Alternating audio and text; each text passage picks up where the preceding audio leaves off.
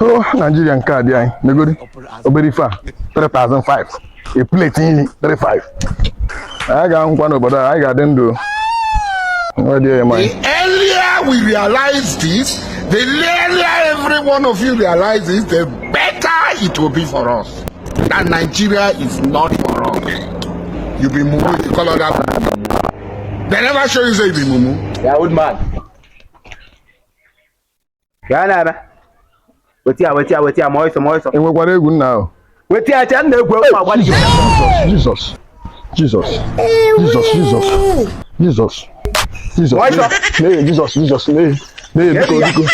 Ah, really?